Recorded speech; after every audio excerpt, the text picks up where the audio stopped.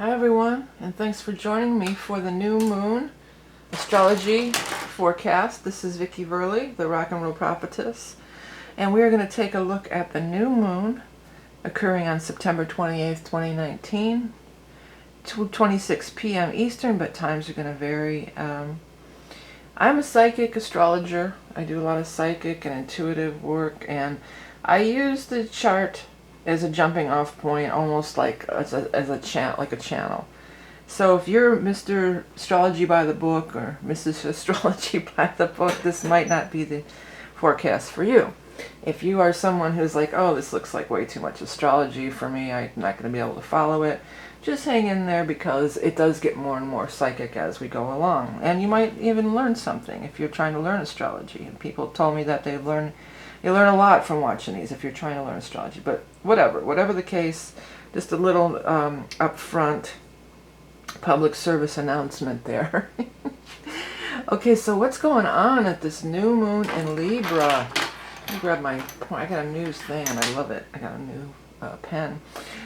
Well, it's a new moon in Libra, and we've got the Sun, the Moon, and Venus and Mercury. This is very close to the ingress chart, which I'm still offering, by the way. I'm actually recording this on the day of the ingress, the Libra ingress.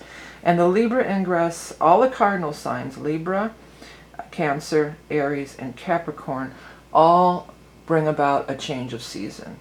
And as I've said before, before I did YouTube, I never ran a new and full moon chart, although you can get a lot out of it. But I always ran the ingress chart, and I always compared it to my chart, because it's a snapshot of what's upcoming in the season ahead. So if you're interested, that'll be up on my website for about another week, and then I'm offering the year ahead readings. But back to this. So yeah, it's a lineup in Libra. Libra wants to find balance. Libra wants to find harmony. Libra wants to bring peace. But it's all being squared off with all this Capricorn stuff over here, and it's opposing Chiron and squaring the nodes. So there's a lot of friction, or there's a lot of turbulence possibly towards achieving this. But Libra's going to really come in and give it a good try here.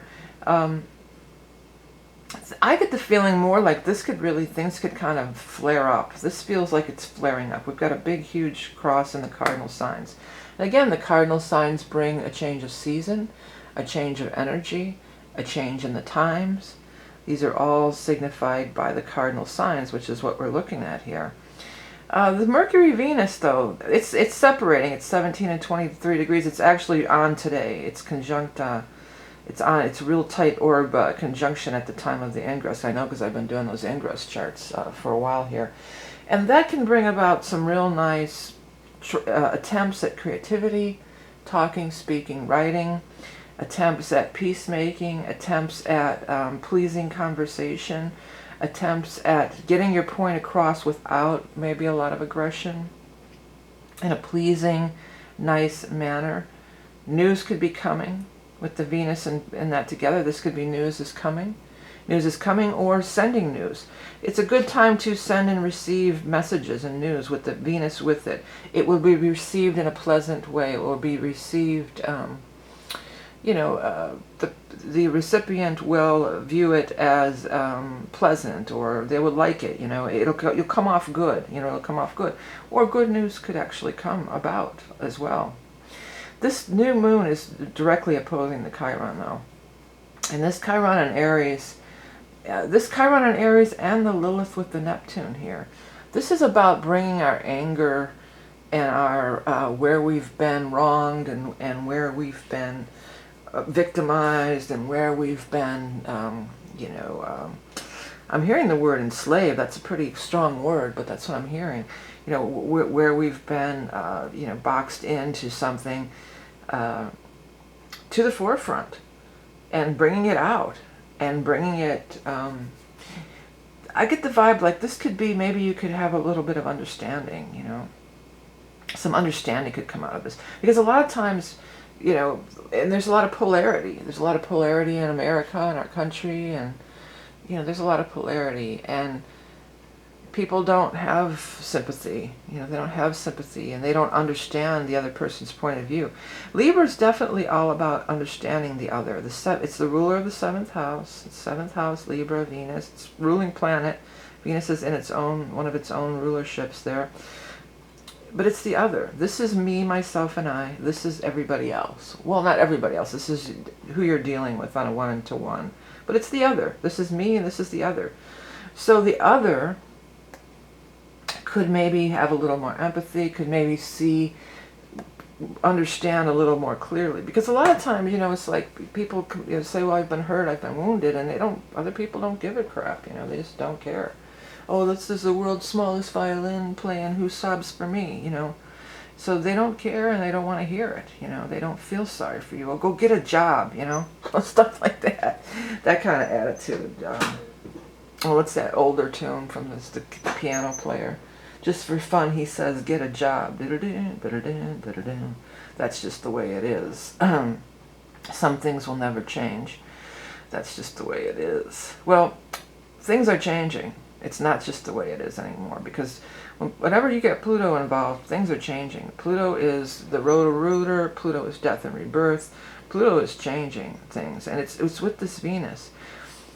Even though it's a square, the Venus-Mercury square up with the Pluto, it doesn't have to be a negative thing. This could facilitate some changes happening in a smoother manner, in a manner that you can make transitions easier. I'm hearing the word acceptance. There could be acceptance of what is. There could be, really with this Chiron, though, I want to get back to this. This is really drawing in that there's a lot. It could be so much finally seeing somebody's point. Or maybe not them finally seeing your point, but you finally being able to get your point across, which I think there is a difference. You know, you finally being able to get your point across in a way that's not necessarily confrontational, because that's not Libra's vibe at all. You know, not necessarily confrontational. It's more like, look at this. Is this fair? Because Libra wants to see what's fair and just. Libra wants to achieve balance and harmony. So it could see like, yeah, you know what? They have a valid point there. That isn't really fair, you know, but where maybe they could never see it before. But it's not going to be by being over-aggressive or hostile. It's by adapting the Libra tactic is the word, but that's not quite what I'm saying. Demeanor, maybe. You know, embodying the Libra-esque charm. Be charming. You know, you catch more flies with honey. Now, Lilith has moved right in there. She's right there with Neptune. So Lilith is very demanding, very much going to stand up for what she believes. She's not going to be she refuses to be a victim. And her going through Pisces and joining with Neptune, Pisces ruler, is a very powerful, it's subtle but powerful. It's powerful in a different way. It's not powerful in an overt way. It's powerful on an internal way. It's Lilith. It feels like, you know, she's standing there. Well, you know, in her story, here's the vision I'm getting. Let's start with that. I'm getting the vision of like Lilith standing there on maybe sort of like an island. And there's all these, it feels more like children, like gathered around her. And she's almost standing with her hand in the air. Almost reminds me of kind of the Statue of Liberty even. And it's funny, I should think that, because Statue of Liberty is on an island actually. But there's all these people, like these huddled masses, and that's part of the Statue of Liberty thing too. But it reminds, it reminds me a lot of Iwo Jima, how they're all huddled around the flag, you know. There's all these people, and she's like standing there, you know, like championing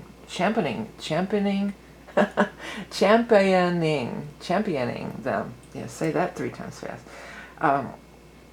She's a champion for the downtrodden. She's a champion for the, I'm hearing the disabled. You know, and she's there, and they're all clinging onto her, and she's a beacon of hope, and she's like a, you know, it's really a great big Statue of Liberty vibe, you know, and what Statue of Liberty's meant to be at its ultimate, you know, positive vibrations. But that's what I'm seeing. I had another thought about it, but I totally forgot. Well, the island is the Venus. I mean, the island is the Neptune, the water all around, being on the island. So she's an island, a bastion, bastion of hope amidst a sea of troubled waters. That's what's coming through. I had a whole other point to talk about that before I got off on a tangent about the vision. Well, I totally forgot it right now. Maybe it'll come back, or maybe it won't. That's how we roll, man. We might come back and might not. Yeah, but Lilith, she's in there, and she's, she's like a Mother Teresa behind the scenes, Mother Teresa was out there feeding, clothing, doing things for people, not putting on a big show, She would just go into the ghettos of Calcutta and do her thing, And that's what this is about. This is behind the scenes. This is action. By saying this, I'm probably negating the whole point of it, but I do that. I mean, I do a lot of stuff, but I don't run around telling people about it. I give the homeless people, I do things. But, that's one of the things, like on social media, you'll see people, and they tell this big, long paragraph of how some good deed that they did. And to me, that just kind of is just like, was it, well, why did you do it? Or like that one meme where they're giving money to the homeless, but they got their camera and taking a selfie of it, Did you do it because you wanted to run and tell everybody about it? I feel like that kind of takes the vibe, that kind of takes it away, the good of it. I mean, I guess it's still good, but it takes it away. The Pisces energy, the Neptune, the 12th house energy, is just quietly going about your business and doing it. Being altruistic, being, having a lot of empathy. Lilith is in there gathering information. But it's not information. She's gathering data. She's gathering vibe. She's gathering the experience of the Neptune energy and what's really going on. Because Lilith is always, to me, is seeking social injustice. I think that's one of the biggest things that Lilith stands for, was social injustice.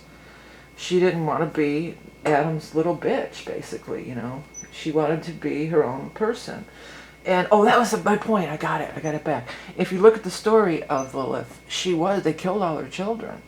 She had, I don't know, lots of them, like hundreds. And I felt like that image almost was like her and all those children that were killed, of hers in the mythology or whatever it was. There's some correlation there. I'm not sure exactly what it was, but that's what they were. There was a tie-in. That's why part of what I was shown that vision. Well, aren't they keeping those kids in cages on Ellis Island too? Is that where that's going on, or were they? I'm not sure. But anyways, yeah. But they did all this stuff to her, and she still wouldn't back then. She would not conform. She would not conform to what she felt was unjust. And Libra rules justice. And it doesn't have to be about feminism or politics or anything. Just what's unjust, who's being pushed aside, who's not being stood up and counted for over here. Lilith's in there gathering all this information. She's exploring this energy. And then when she comes into Aries, look out, baby. She's going to be on fire with fire energy, and she's going to put them all on blast big time, And it's not just about any specific group. Those are just some imageries that Spirit is showing me. So you don't have to make nasty comments and make a political debate about it or whatever. But who's ever being downtrodden here. And right now she's just exploring. She's getting information. She's vibing in the experience. She's joined with Neptune, and Neptune's like, come here, sister, I'm going to tell you, I got something to show you here. And they're diving down into the deep depths of emotional turmoil and the ocean energy, and they're, he's showing her what's going on for real. And what's going on in the subconscious and psyche of so many people in this day and age. Because all this conflict, there's a lot of fear. There's a lot of fear. And so many people are having anxiety. I get anxiety myself, sometimes. And there's this underlying fear that's happening right now. And some of it's so deep in our subconscious mind that we can't get to it. We can't get to it. We don't know. Our mental mind is never going to be able to figure this stuff out. Man. It's too deep. So Lilith's in there. She's doing some work there, man. And she's going to come out really strong. So this is at the pinnacle of her, and all of us possibly, finding those deep psychological, emotional. It's very much tied to emotions as well, emotional stuff, and getting to the true root of our wounds and our anger. And until we get to the true root, we can't work it out. How can you work it out if you don't know what you're even talking about, what you're dealing with? If it's all a bunch of lip service and a facade and a bunch of static and noise and BS, just complete BS. I'm hearing the Pink Floyd, how can you have any meat if you don't get your pudding? Or how can you have your pudding if you don't eat your meat? Ah! Yeah. How can you get to the pudding if you don't get to the meat of the problem, I guess. I guess that's what it's meaning in the context of this reading anyway. One cool thing I noticed, and I'm going to I'm in the process of writing the charts for next year right now. I accidentally put the part of fortune in. But then I decided, well, I'll just leave them in, because I didn't want to rerun the whole 24 charts. But I'm going to leave them in next year. This is squaring off with this Libra stuff. That's the closest square at 7 degrees to 5 degrees here. So, the part of fortune means that something fortunate can come from it. That this is where fortune lies. Through exploring and finding resolution to some of these power struggles, because that's a lot of what this Pluto, Saturn, Capricorn stuff is. A lot of power struggles going on. That there can be some fortunate resolution to it all, The other thing that's at 5 degrees over here is Uranus in Taurus. Taurus also being ruled by Venus. Venus rules Taurus, Venus rules Libra. So there's a connection, a couple, different ways, because it's the Venus rulership and then the 5 degree energy there. And, it's about money. Taurus is about money, food, ground earth, music, though. It's definitely about music. But Uranus is it's out there. It's wild. It's different. In order to have resolution to these long-standing things, these long-standing issues, because that's what we're dealing with Capricorn energy. This is Saturn, long-standing stuff. Uranus, we're going to have to think outside the box. We're going to have these wild realizations. We're going to have to really try something different. We're going to have to take a whole new spin on it, because otherwise we're just pounding our head against the wall. We're just pounding our head against the wall. And Libra doesn't want to do that. Libra will sooner concede and just let you have your way, even though they know that it's not fair or just, what they're wanting their scales to be balanced, than to, they just try to be nice and say, okay, fine, you can have your way. And that's what, and I'm a Capricorn sun, but Capricorn energy, especially with Pluto in there, that can be sort of like a bully, We're going to bully you into submission. We're going to make it so freaking hard on you that you're going to have to fold to my will. Well, that's not working so much anymore. That's just not working so much anymore. We're going to put you in a cage, That's not happening as much anymore. People aren't going to tolerate that anymore.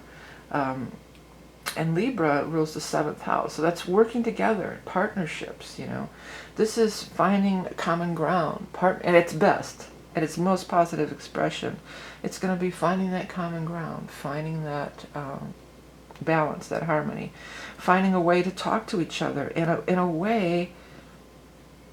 Venus-Mercury way. That's not, Venus is coming over here, and she's giving Mercury a little kiss on the cheek, and she said, "Come on now, let's not bicker. Let's not bicker and fight and everything.